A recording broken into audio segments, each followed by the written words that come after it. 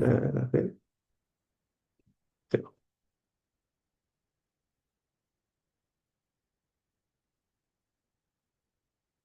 Euh, on commence d'abord par faire un rappel sur des langues complexes.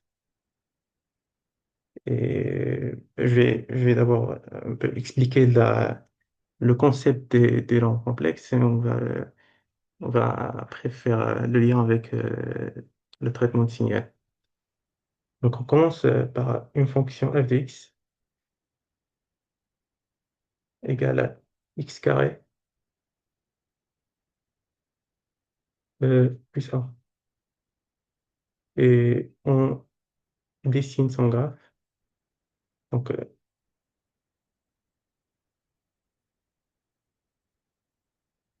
son truc.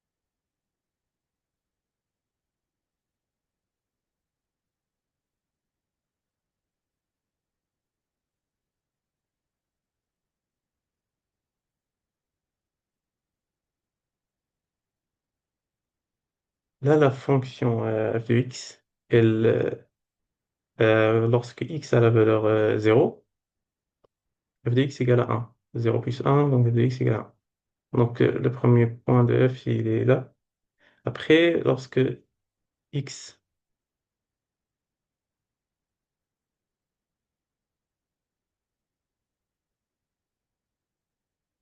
c'est f de x, lorsque x prend la valeur 1, f de x est égal à 2. 1 plus 1, c'est 2, donc ça c'est un point de f.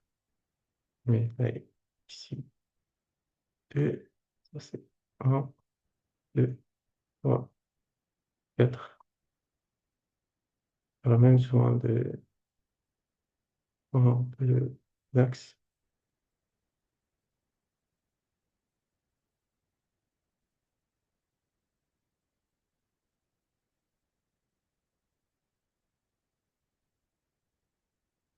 Voilà. Donc, lorsque x prend la valeur 2, 2 au carré, 4 plus 1, c'est 5, donc x prend la valeur 5. Et là, puisque la fonction il est paire, donc il est symétrique par rapport à l'axe des ordonnées. Donc la fonction est dans un truc comme ça.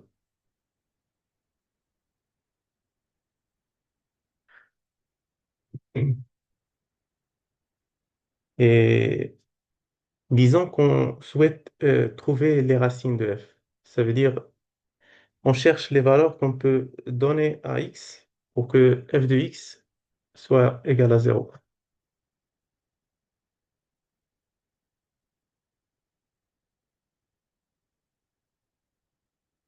Et ces valeurs-là, la valeur, la fonction f de x devient nulle lorsqu'elle intersecte avec l'axe des abscisses. Mais là, on voit les valeurs ça s'appelle les racines de f, sont les valeurs de x qui rend f de x nul. Donc, ces valeurs-là sont les abscisses des points d'intersection de la courbe de f avec l'axe des abscisses. Mais comme on peut voir, la courbe n'intersecte jamais avec l'axe des abscisses. Donc, selon le graphe, la fonction f n'a pas de racine. Ou d'une autre manière, l'équation x carré, hein,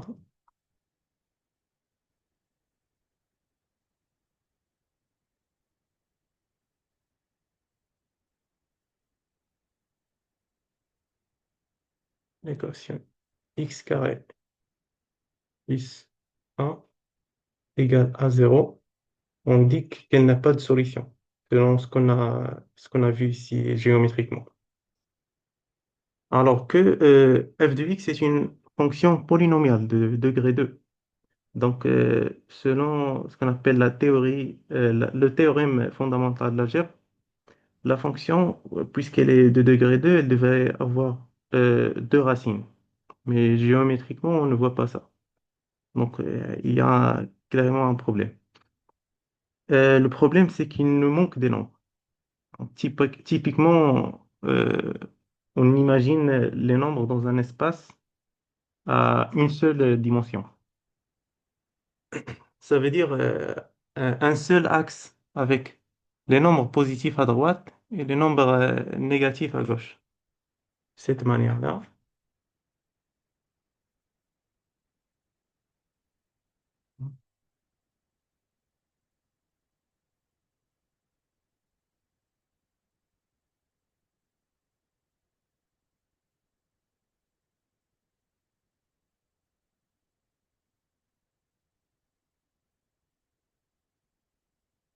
Voici l'axe des nombres. 0, 1, 2,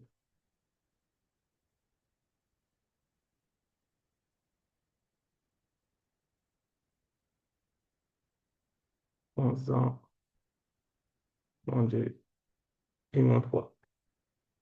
Et là, on peut mettre ici un demi, par exemple. Même, par exemple, la racine de 2. Voilà, ça, c'est l'axe des nombres qu'on connaît, ou les nombres réels. La, la- Ce système-là de nombres réels, il est incomplet. Et les nombres qui manquent, il existe dans une nouvelle dimension. Il sera comme ça, après comme ça.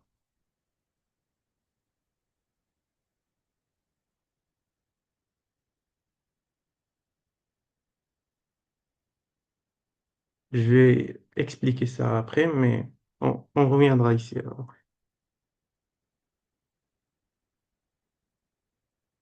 Donc, ces nombres-là, ou cette nouvelle dimension, ces nombres sont les nombres imaginaires. Et notre histoire avec les nombres, c'est que au début, on n'avait que les nombres naturels, nombres.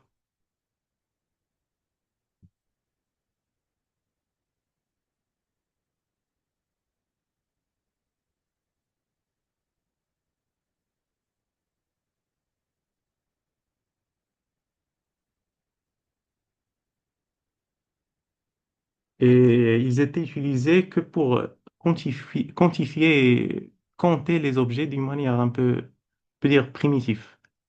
Mais après, les fractions positives, comme par exemple un demi ou trois quarts ou n'importe quel nombre avec une virgule, ont commencé à être utilisés pour, par exemple, partitionner les quantités des objets réels de la vraie vie, en fait. Et donc, ce qu'on peut retenir, c'est que les nombres, ils représentaient la réalité d'une manière très visuelle. Mais après l'introduction des nombres négatifs, les nombres ont commencé à représenter plutôt des concepts qui sont réels, mais pas forcément visuels ou pas forcément intuitifs. Comme par exemple le concept de la dette.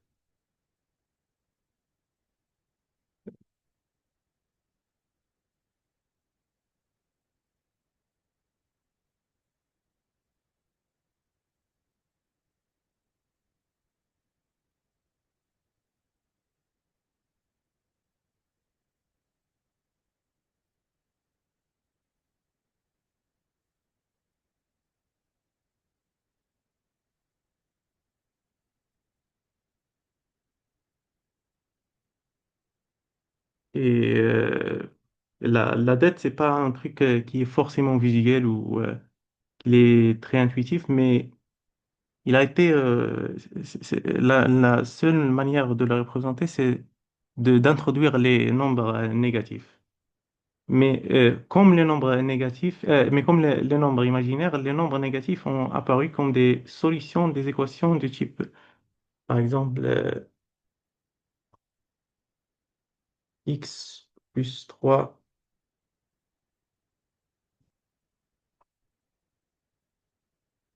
égale à 2. Cette équation-là n'a pas de solution dans les nombres positifs. Mais la solution peut être x égale moins 1, qui est un nombre négatif. Auparavant, cette équation-là n'avait pas de solution. Mais après l'introduction des nombres négatifs, on a maintenant une solution à cette équation. Euh,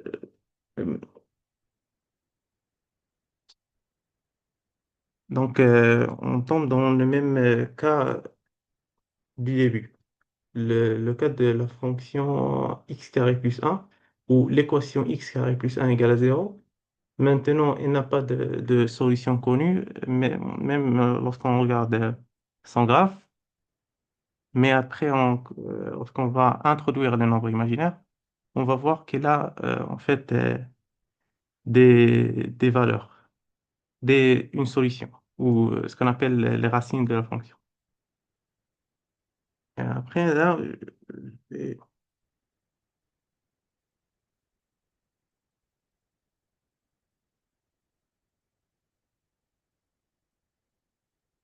que c'est- non, on va parler de la formule quadratique. Voilà.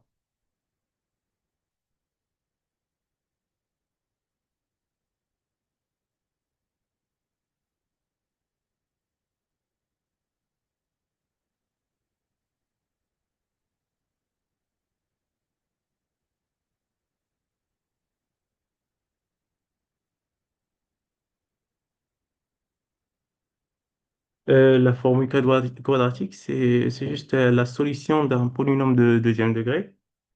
Et c'est écrit comme ça, plus ou moins la racine de b carré moins 4ac,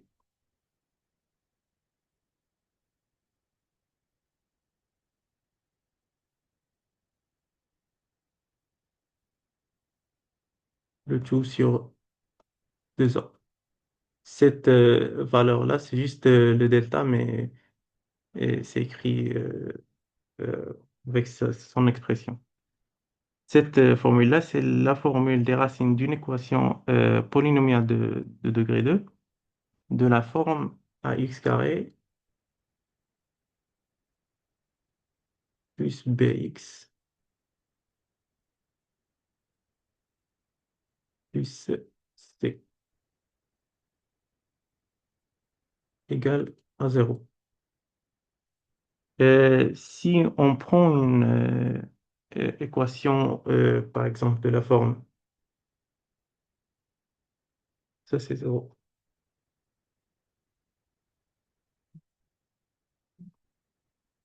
Si on prend une autre fonction, par exemple,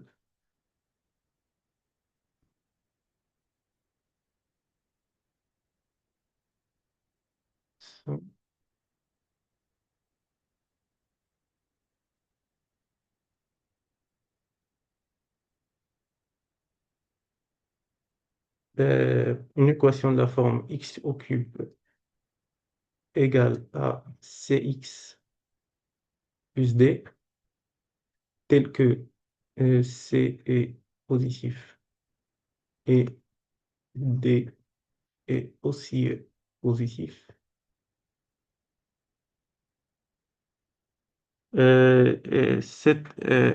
Cette équation-là, elle contient un polynôme de degré 3.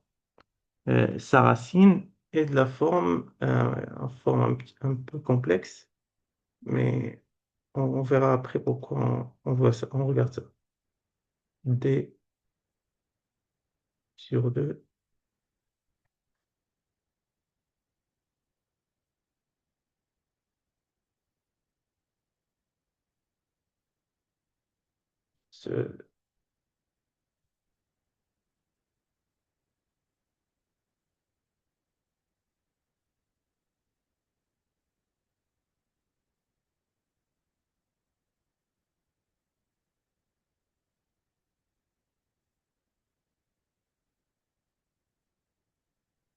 Ça, c'est la racine troisième ou la racine de degré 3, un truc comme ça.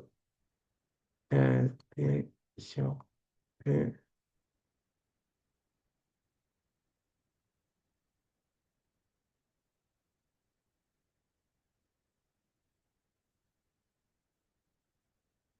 moins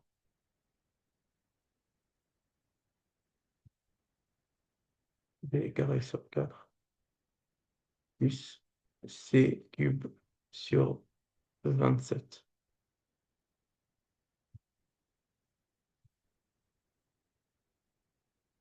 Ça, c'est de la même manière que cette... Hein,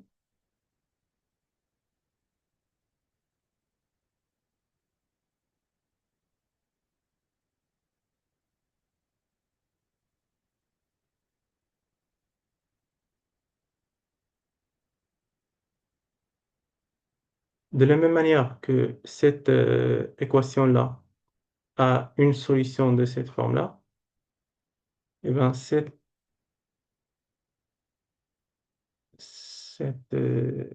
équation-là aussi, x au cube égale cx plus d, elle a cette forme-là comme solution. Mais cette formule ne marche pas que pour certaines valeurs de c et de d, alors qu'elle a été induite par des calculs naturels qui partent de l'équation originale, l'équation de polynomiale de degré 3. Par exemple, si C prend la valeur 15, si on donne à C en 15,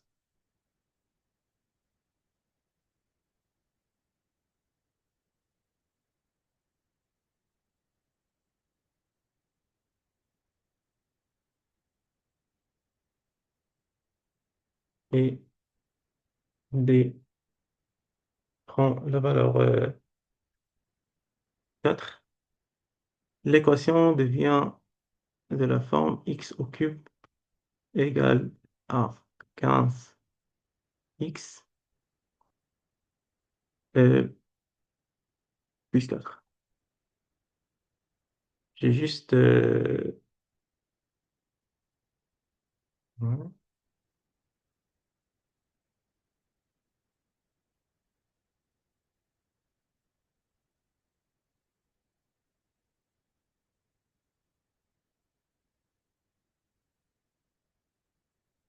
J'ai juste remplacé dans cette équation-là C par 14 et D par C par 15 et D par 4.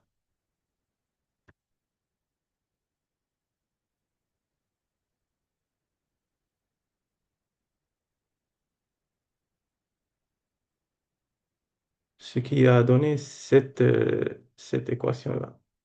Et la racine, éventuellement, va prendre la, la forme suivante, x égale la racine troisième de 2 plus moins 20, 121, plus 2 moins la racine de moins 121.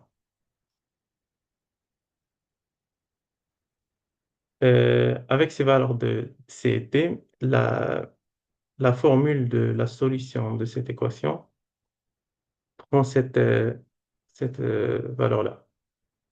Et ce qu'on peut remarquer, c'est que on a des racines qui ont des valeurs négatives dedans.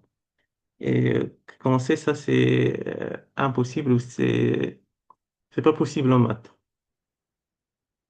Et là, on obtient euh, un phénomène qui apparaît aussi dans d'autres équations et qui a toujours causé des problèmes pendant des années.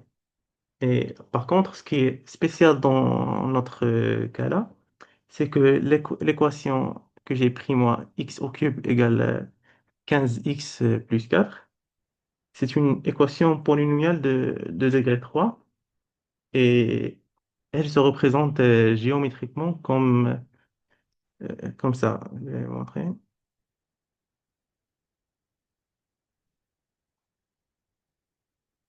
Ça,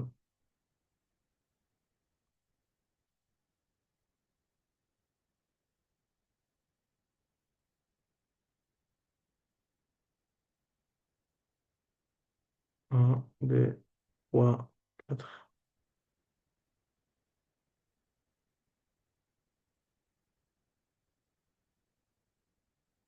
Elle est de elle a cette forme-là.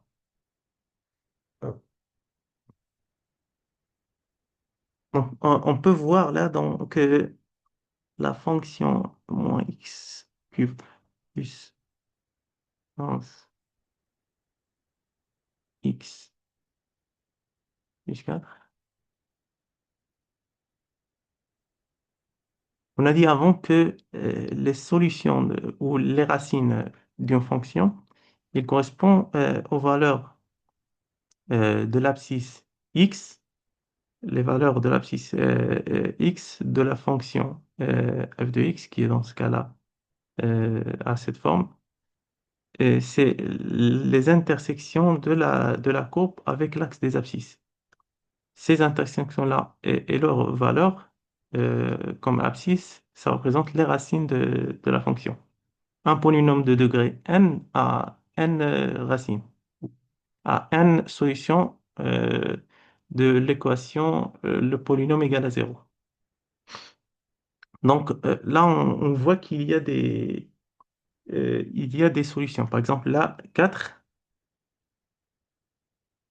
là, et là, ça est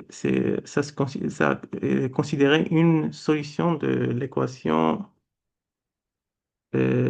x,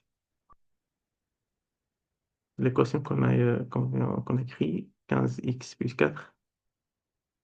Parce que si on remplace x par 4, on obtient 4 au cube, c'est 64. Et 15 fois 4, c'est 60. Et ça, c'est plus 4.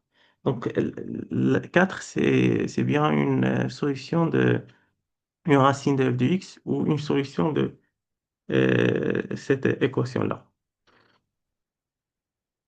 Donc, c'est- si on se limite si on se limite ou si on n'accepte pas la racine des nombres négatifs, on peut pas avoir on peut pas arriver à ces solutions-là qui sont bien présentes géométriquement, mais qu'on n'arrive pas à les trouver à l'aide de la formule qu'on a introduite. Et ça, c'est la raison pour laquelle les racines carrées des nombres négatifs ont dû être acceptés en maths et ils sont appelés les nombres imaginaires. Ces nombres-là,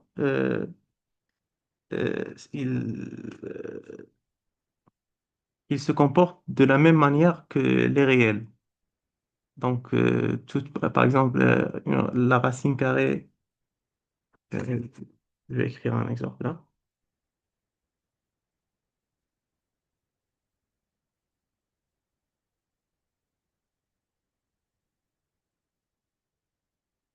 Donc, on vient de dire que les racines d'un moins x, ça s'appelle un nombre imaginaire. Mais on n'a pas le droit de l'écrire de cette manière. On va voir comment on va l'écrire. Mais ce que je voulais dire, c'est que ces nombres-là qu'on vient d'appeler des nombres imaginaires, ils ont ils, euh, ils suivent ou ils respectent toutes les règles de l'algèbre qu'on connaissait avant de l'introduction de ces nombres imaginaires. Et donc, on peut écrire.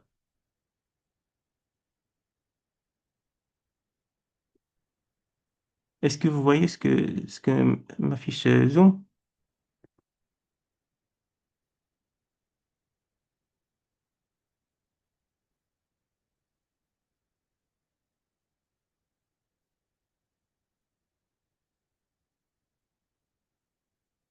C'est dommage ça.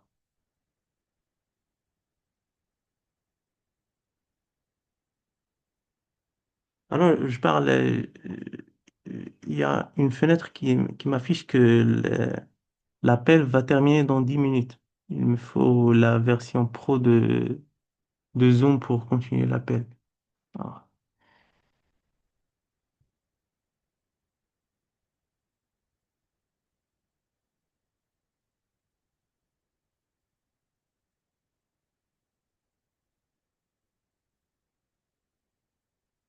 je vais d'abord euh,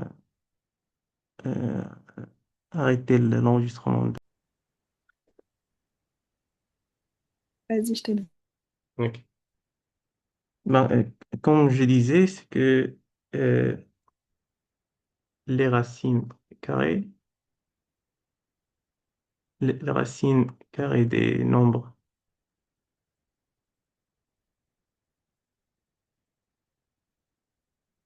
négatifs,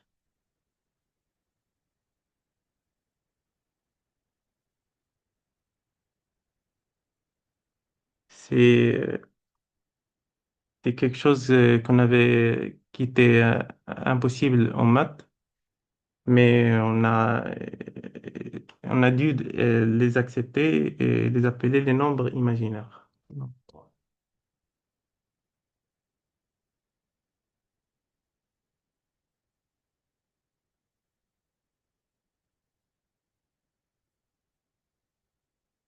Et ces nombres imaginaires sont la forme, la racine de moins x. Et puisque, comme j'ai dit, les nombres imaginaires vont suivre toutes les règles de l'algèbre, donc on peut écrire ça sous la forme de la racine de moins un fois la racine de x. Euh, et ce nombre-là, qui est la racine de moins un, on va l'appeler l'unité imaginaire. Il sera noté i au lieu de la racine de moins un, puisque la racine d'un nombre négatif sera toujours impossible. Et c'est juste ça qui est une exception pour résoudre les équations qu'on a vues avant. Donc, la racine, donc I, c'est l'unité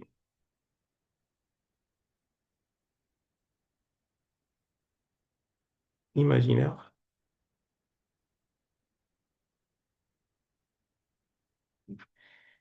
et elle devient la base de ce qu'on appelle les nombres complexes.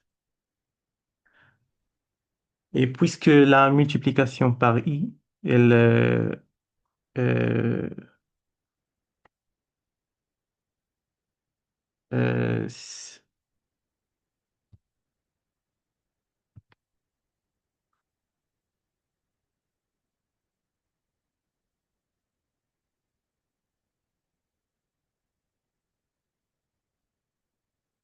I, on a dit qu'elle est égale à la racine de moins un.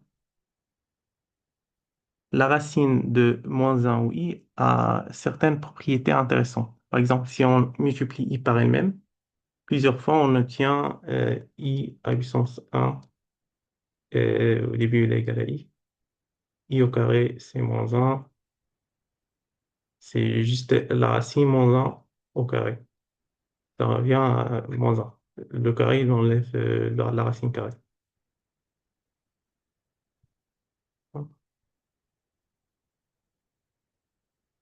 I au cube, c'est I carré fois I. Donc c'est moins un fois I, c'est moins I. I à la puissance 4, c'est I au cube fois I. Donc c'est moins I fois I, c'est moins I carré. Le I carré, on a vu que c'est égal à moins un. Donc ça devient moins de moins un, je vais écrire moins de moins un, c'est un. Après, lorsqu'on passe à I à la puissance 5, on va multiplier I par I à la puissance 4. Donc, ça revient à multiplier i par un. C'est i.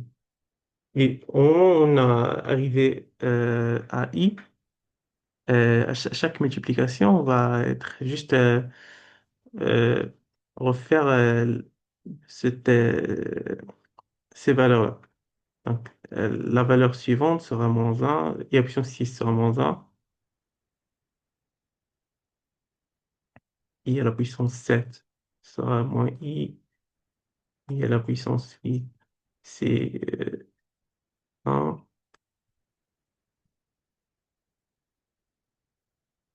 et i à la puissance 9 c'est encore une fois i. Donc, il y a une sorte de remarquer que i évolue d'une manière périodique suite à chaque multiplication.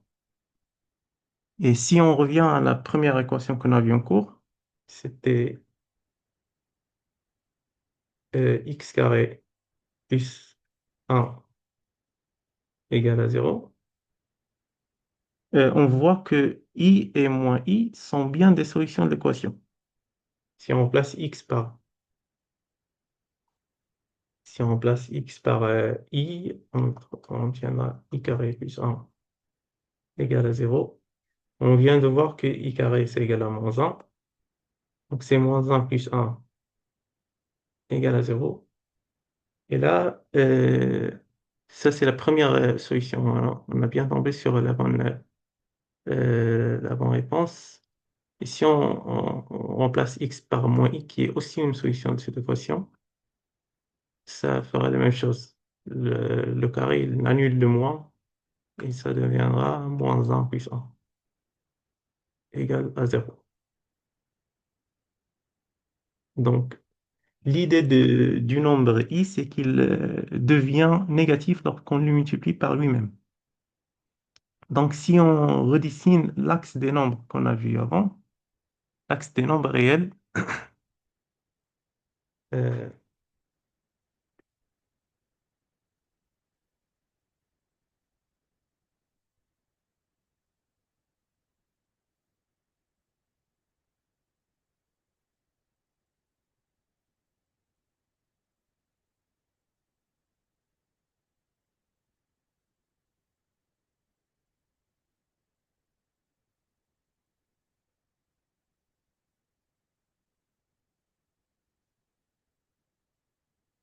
zéro, 1, 2, 3, 4, 5, 6, moins 1, moins 2, 3, 4, moins 5, 6.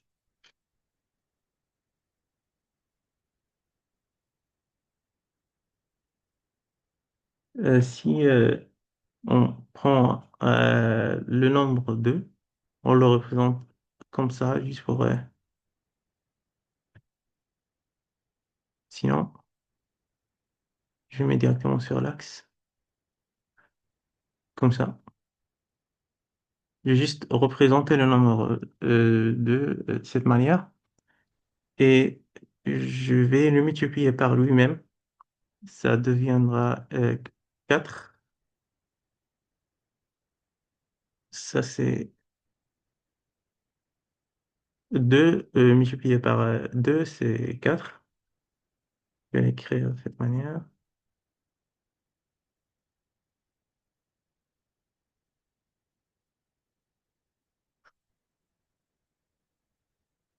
On a fait une multiplication. Là, c'était 2 et là, c'est 4. On a fait une multiplication du nombre 2 par 2, ça devient 4, c'est évident. Après, je vais voir un autre exemple.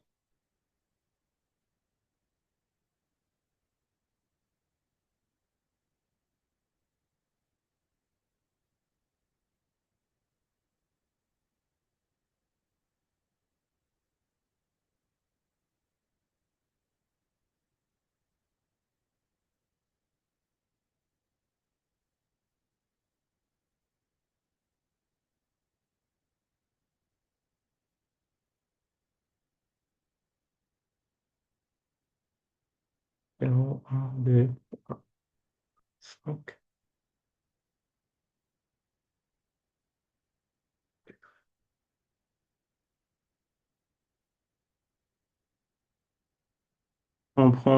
on reprend encore la même valeur 2, mais cette fois-ci, on va la multiplier par moins 2 et on va tomber sur la valeur moins 4 là. Là, on a fait une multiplication par moins 2. Et ce qu'on peut remarquer, c'est que cette multiplication a, a fait une rotation de 180 degrés de ce vecteur-là, qui représentait avant le numéro 2. Donc, à chaque fois qu'on multiplie un nombre positif par un nombre négatif dans l'axe des nombres réels, ça fait une rotation de 180 degrés et une extension selon la valeur du nombre négatif. On va voir un dernier exemple.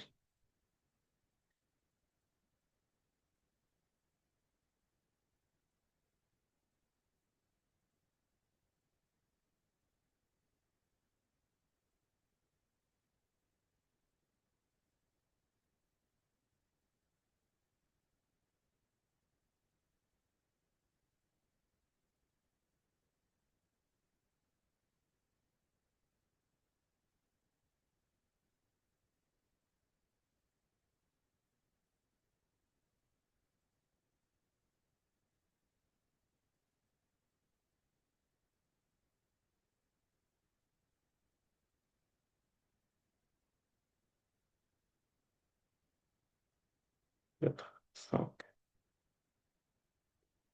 4, 5, 1, 2, 3, 4 et moins 5. On prend encore une fois, cette fois-ci, on va prendre un nombre qui est négatif. On a toujours pris un nombre positif et est égal à 2. Maintenant, on prend un nombre négatif et on le multiplie encore une fois par un nombre négatif. Donc, on va avoir un négatif fois un négatif. Ça deviendra un nombre positif avec, euh, si on cette fois-ci, euh, non, c'est bon, je laisse comme ça. Donc, on a fait une multiplication du nombre moins 2 par lui-même moins 2 et ça a donné la valeur 4. Donc, encore une fois, même avec les nombres négatifs, lorsqu'on les multiplie par un autre nombre négatif, ça fait encore une fois une rotation de 180 degrés du vecteur qu'on avait avant. Donc, encore une fois, c'est une rotation de 180 degrés. Et là, quand on voit ici l'axe des nombres réels qu'on utilise ici, c'est un axe qui ne contient que les nombres réels et pas les nombres imaginaires. Et afin d'ajouter les nombres imaginaires à notre axe de nombres, on peut remarquer que la multiplication d'un nombre par i euh, deux fois, ça revient à le multiplier par moins un. On a dit que, et on a, euh,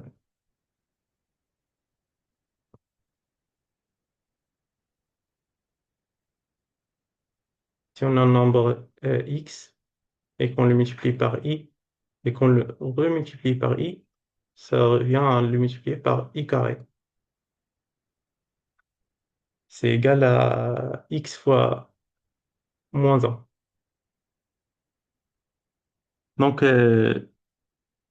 on peut, donc la multiplication deux fois par i, elle est équivalente à une rotation de 180 degrés sur l'axe des nombres, puisque là, on a multiplié un nombre, euh, que ce soit que ce soit son signe, soit positif ou négatif, on a multiplié par un nombre négatif. Donc, automatiquement, comme on a vu dans les exemples, ça fera une rotation de 180 degrés. Alors qu'on a, c'était deux opérations de multiplication par i. On peut imaginer qu'une seule multiplication par i sera euh, comme une rotation de 90 degrés au lieu de 180 degrés. Lorsqu'on a multiplié par un nombre négatif, on a fait une rotation de 180 degrés.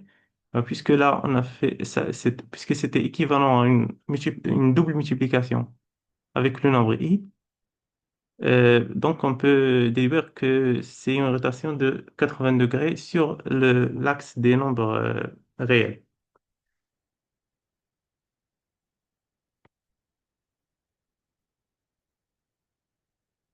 Je vais dessiner un schéma pour que ce soit plus clair.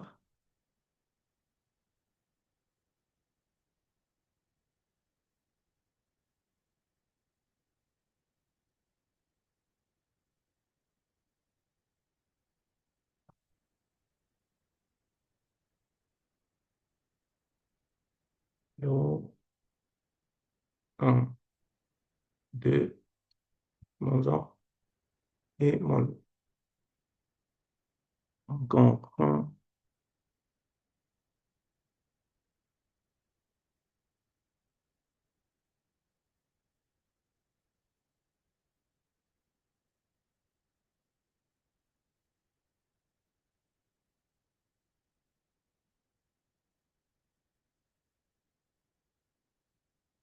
je prends des exemples de deux nombres, de nombre 2, et je regarde ce que la multiplication par i, après ce qu'on vient d'expliquer, qu'est-ce qu'elle va produire.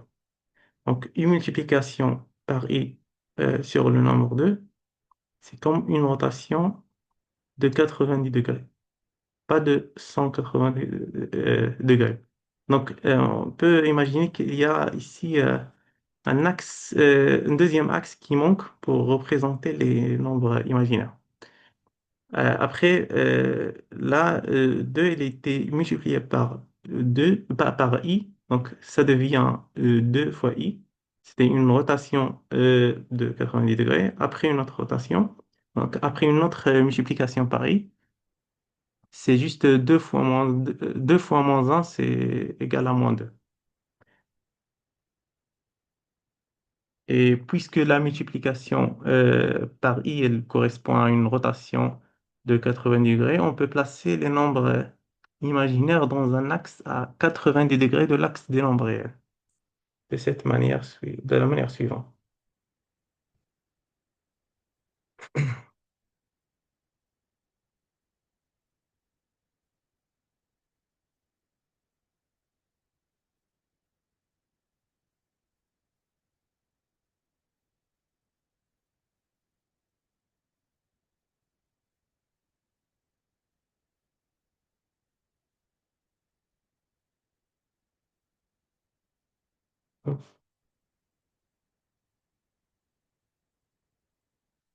On a toujours notre axe des nombres réels.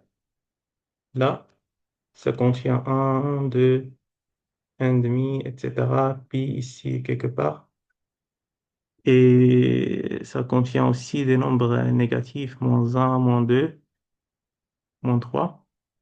Mais après, ce qu'on a vu, c'est que chaque fois, on fait une rotation, chaque multiplication euh, par i d'un nombre réel, cela introduit une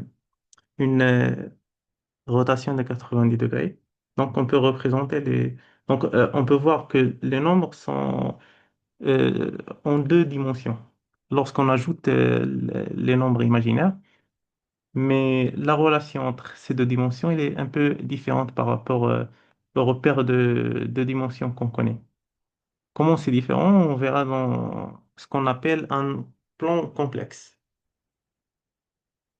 Un plan complexe. Et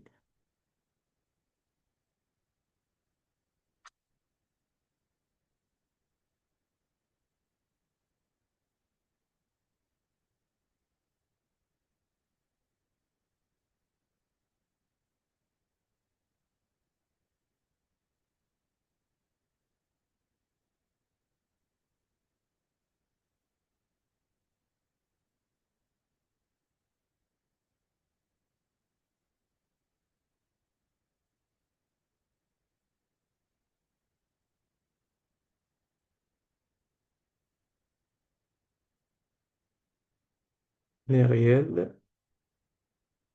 Euh, je vais appeler im, et ça, je vais l'appeler juste RE, ça signifie réel. Et là, on aura les nombres 1, 2, 3, 4, 5, comme on l'a vu avant, 1, 2, etc. Mais là, dans un plan complexe, si on aura I, 2I, 3I, 4I, non, l'autre sens, c'est moins I, moins 2I et moins 3I. Et ce qui est différent par rapport aux autres axes, aux autres repères, par exemple, si on a un repère normal avec un axe d'abscisse qui représente les X et un axe désordonné qui représente les Y, ils n'ont pas forcément une relation entre eux. C'est juste, c'est généralement Y qui est en fonction de X. Mais là, l'imaginaire n'est pas en fonction du réel, le réel n'est pas en fonction imaginaire. Cette représentation-là de plan complexe, c'est juste pour dire que ce plan-là, il contient tous les nombres complexes. Un nombre complexe, c'est quoi?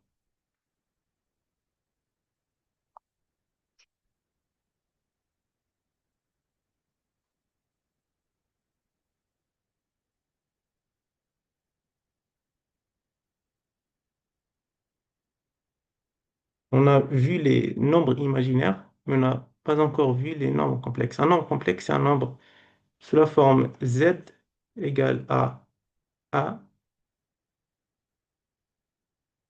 plus i fois b. Avec i, c'est l'unité imaginaire. Donc, le plan complexe qu'on vient de voir, il contient tous les nombres z qui ont la forme de a plus ib. Donc, si on prend un nombre, un point ici, ce point-là, il est représenté par un nombre complexe. Ce point-là, par exemple, il est aussi représenté par un nombre complexe. Par exemple, celui-ci, c'est z égale à quoi? À de, euh, la partie réelle de ce nombre complexe, qui est égale à 2 plus la partie imaginaire qui est égale à 2i. Si on prend un autre nombre complexe, peut-être celui-ci, on l'appellera z'. Et z' là, il a la valeur 3 plus 4i. Donc, euh,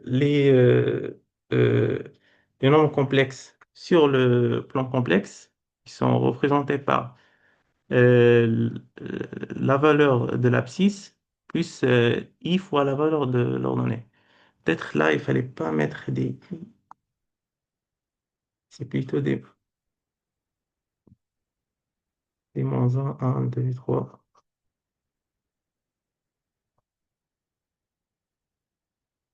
Là, ça devrait être comme ça. Moins 2 et moins 3.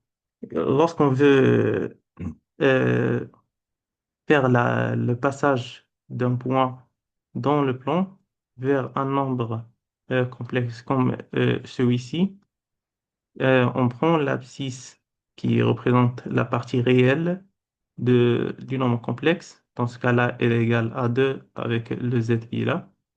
Et la partie imaginaire qui est égale aussi à 2 et sera automatiquement multipliée par l'unité imaginaire i. Donc, ça a été un rappel des notions de nombres complexes. Et je vais maintenant passer à une autre partie. On va commencer à introduire les utilisations des nombres complexes dans le cours des traitements de signal. Donc, c'est ça.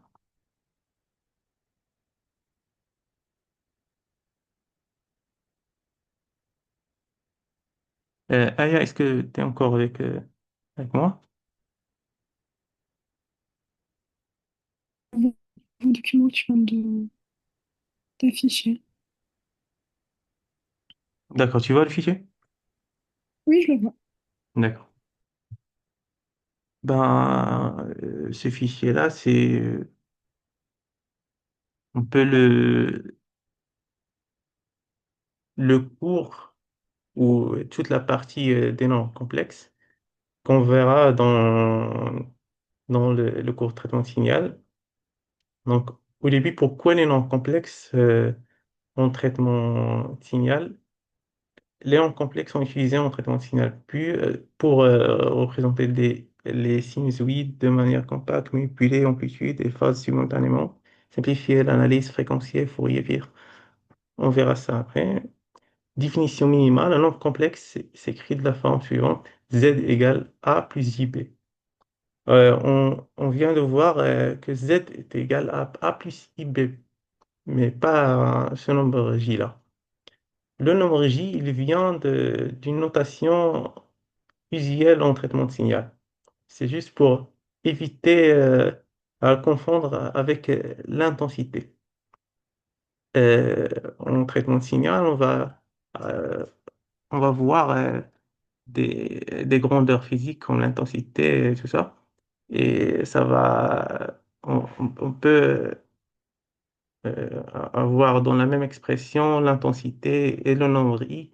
Donc ça va être ça va peut-être être confondu avec l'intensité. Donc ils ont décidé de remplacer le i dans toutes les, la physique, par exemple, ou toute la physique qui a en relation avec l'intensité, on remplace le i par un j. J, se comporte de la même, c'est exactement le nombre i, mais en traitement de signal, on appelle ici j. Donc, comme j'ai dit, A, c'est la partie réelle du nombre Z, et B, c'est la partie imaginaire du nombre Z. Représentation géométrique. Un nombre complexe peut être vu comme un point du plan complexe. On définit le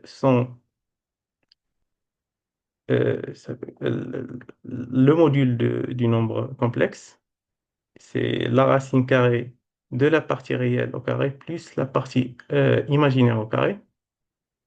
Son argument qui est calculé d'une manière un peu spéciale. On verra après comment on calcule l'argument d'un nombre complexe. Non, l'argument, je vais montrer.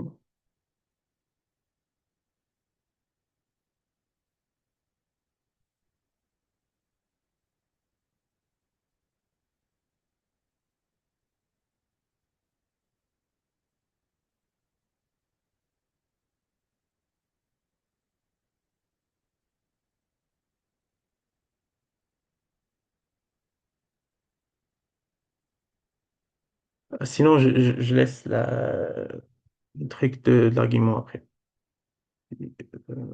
On verra maintenant la forme exponentielle qu'on utilisera beaucoup en traitement de signal. Elle dit que tout nombre complexe non nul, il peut s'écrire sous la forme z égale r fois l'exponentielle de j θ, tel que r représente le module du nombre z et exponentielle et le θ ici représente l'argument. En traitement de signal, au lieu de parler de module et d'argument, on remplace le non-module par l'amplitude et le nombre non-phase par argument parce qu'ils représentent des grandeurs différentes en traitement de signal. Cette forme est centrale en analyse fréquentielle, ouais. Formule de l'air. La formule de l'air est donnée par... ça, c'est une formule générale en maths. Tout nombre qui s'écrit sous la forme exponentielle de jθ ou en mathématiques exponentielle de iθ, c'est égal à cos de θ plus j sin θ. Ça, ouais, on déduit de cette écriture-là que cos de θ égale exponentielle jθ plus exponentielle moins jθ sur 2. Ça, c'est des formules usuelles de la formule de l'air. Sinusoïdes réels peuvent ainsi être représentés. Ouais, je vois. Après, on peut, euh, en traitement de signal, on a vu un signal sinusoïdal. Un signal sinusoïdal, c'est un sinus normal, mais avec des paramètres qui changent son amplitude, sa fréquence, qui changent sa forme géométriquement. Et ces paramètres-là, c'est comme le oméga ici et le phi là, et l'amplitude qui est égale à A. Cette, ce signal sinusoïdal qui est dans ce cas-là réel, puisqu'il n'a pas de nombre d'unités imaginaires j, il peut être manipulé sous la forme x de t égale la partie réelle de a fois exponentielle de j euh, oméga t plus phi. Pourquoi on dit ça? Parce que le signe sinusoïdal est un réel, donc sa partie imaginaire elle est égale à zéro. Donc, on peut l'écrire, on peut avoir cette égalité-là parce que la partie imaginaire, elle est nulle. Si la partie imaginaire n'était pas nulle, euh, on ne peut, ça aurait été x de t égale a fois exponentielle de j de facteur de oméga t plus phi, sans la partie réelle, sans juste prendre la partie réelle de ce nombre. Ça va être toute la formule qui est dedans la fonction réelle. Cette représentation simplifie les opérations de dérivation, intégration, d'analyse fréquentielle. Conjugué complexe. Le conjugué complexe d'un nombre z égale à a plus jb et s'écrit sous la forme a moins jb. C'est juste le même nombre complexe avec sa partie réelle et sa partie imaginaire, mais sa partie imaginaire, elle est moins la partie réelle, la partie imaginaire du conjugué. Propriétés fondamentales, ça c'est des propriétés d'interaction entre un nombre complexe et son conjugué.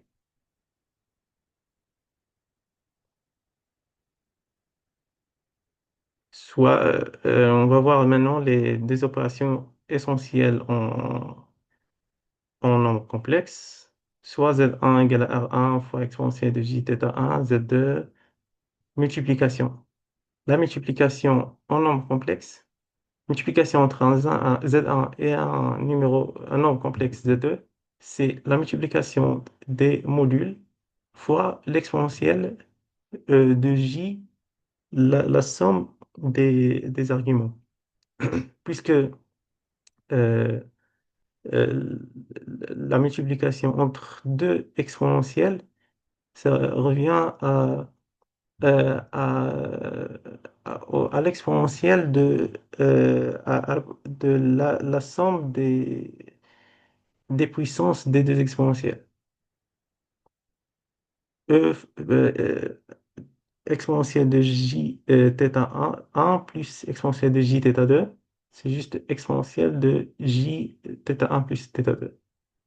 Division Z1 sur Z2, de la même manière, A1 sur A2, ce sont des valeurs réelles, donc une division normale sera appliquée, mais les arguments seront... cette écriture-là, elle est équivalente à exponentielle de j θ1 sur exponentielle de j θ2. C'est juste une propriété de l'exponentielle. Elle transforme la division en soustraction et la multiplication en addition. Les modules se multiplient, on se divise, tandis que les phases s'additionnent ou se traitent. Lien avec les systèmes LTI.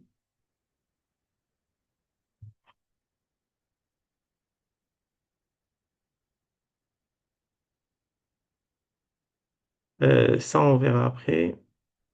Mais les choses à retenir, les notions indispensables sont l'écriture z égale à a plus ib, la forme exponentielle r fois l'exponentielle de jθ, formule de l'air, interprétation amplitude et phase, le conjugué complexe et les règles de multiplication et division. Et ça suffira pour commencer à travailler le traitement de signal.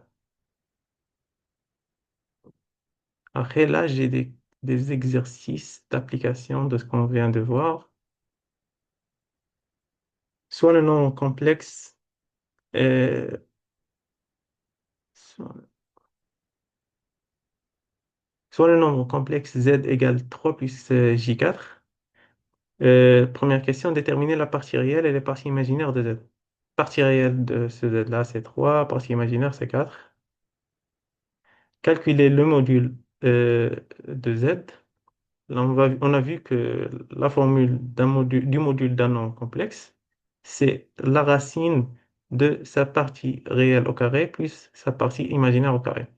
C'est écrit là. La partie imaginaire du nombre complexe 7 était 3, donc 3 au carré plus 4 au carré, ça devient 5. Donner une interprétation géométrique de z dans le plan complexe. Dans le plan complexe, si on revient ici,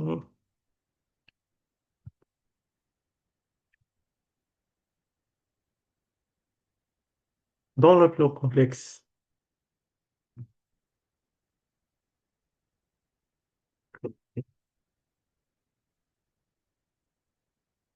z est là comme partie réelle 3, si je ne me trompe pas. Oui, comme partie réelle est là à valeur 3 et comme partie imaginaire à la valeur 4. Donc z, c'est ce nombre-là, z' égale à 3 plus 4i. Et ce point-là, il représente sa représentation géométrique dans le plan complexe.